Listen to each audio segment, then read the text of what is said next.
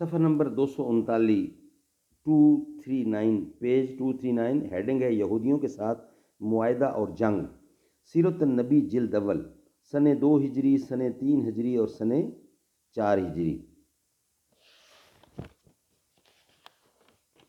اردو زبان میں سرور عالم صلی اللہ علیہ وآلہ وسلم کی سیرت پر جامع ترین کتاب سیرت النبی صلی اللہ علیہ وآلہ وسلم، علامہ شبلی نعمانی رحمۃ اللہ، علامہ سید سلیمان ندوی رحمۃ اللہ۔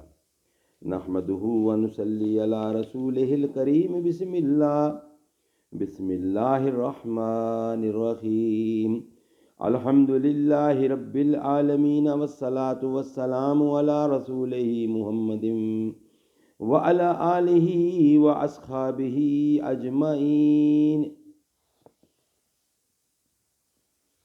محمد کی غلامی دین حق کی شرط اول ہے، اسی میں ہو اگر خامی تو سب کچھ نامکمل ہے۔ صفحہ نمبر 239 پیج 239، یہودیوں کے ساتھ معاہدہ جنگ، سیرت النبی، سن 2 ہجری، سن 3 ہجری اور سن 4 ہجری۔ اوپر بتایا جا چکا ہے کہ یہود مدت دراز سے مدینہ پر فرما روا تھے۔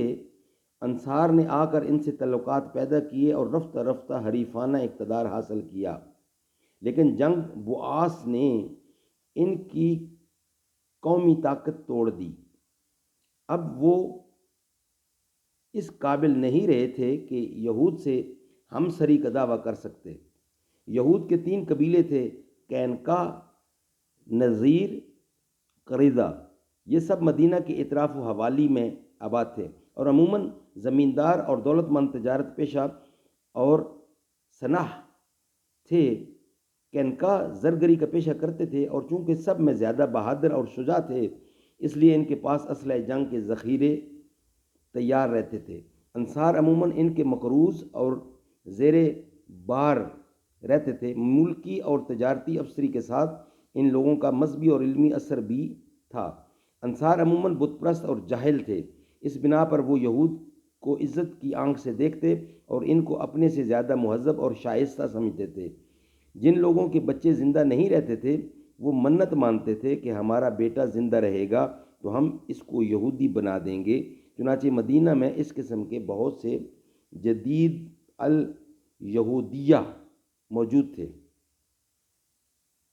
یہود میں امتداد زمانہ سے نہایت اخلاق ذمیمہ پیدا ہو گئے تھے۔ ان کے امتیازی خصائص زندگی یہ تھے کہ ہر طرف لین دین کا کاروبار پھیلا رکھا تھا اور تمام آبادی ان کے قرضوں میں زیر بار تھی، اور چونکہ تنہا وہی صاحب دولت تھے اس لیے نہایت بے رحمی سے سود کی بڑی شرح مقرر کرتے تھے اور قرضہ کی کفالت میں لوگوں کے بال بچے یہاں تک کہ مستورات کو رہن رکھواتے تھے۔ کعب بن اشرف نے خود اپنے انصاری دوستوں سے یہی درخواست کی تھی اور مختلف طریقوں سے لوگوں کے مال اور جائیداد پر تصرف کرتے تھے۔ تماہی اور حرص کی شدت سے یہ حالت تھی کہ معصوم بچوں کو 2-4 روپے کے زیور کے لیے پتھر سے مار ڈالتے تھے۔ دولت کی بہتات سے زنا اور بدکاری کا عام رواج تھا، اور چونکہ زیادہ تر امراء اس کے مرتکب ہوتے تھے اس لیے ان کو سزائیں نہیں دے سکتے تھے۔ ایک دفعہ آن حضرت صلی اللہ علیہ وسلم نے ایک یہودی سے دریافت فرمایا کہ تمہاری شریعت میں زنا کی سزا صرف درہ مارنا ہے؟ اس نے کہا نہیں، بلکہ سنسار کرنا ہے، لیکن ہمارے شرفاء میں زنا کی کثرت ہو گئی اور اب جب کوئی شریف اس جرم میں پکڑا جاتا تو ہم اس کو چھوڑ دیتے تھے، البتہ عام آدمیوں کو یہ سزا دیتے تھے۔ بالآخر یہ قرار پایا کہ سنسار کرنے کی سزا درہ سے بدل دی جائے تاکہ شریف اور رذیل سب کو یکساں سزا دی جا سکے۔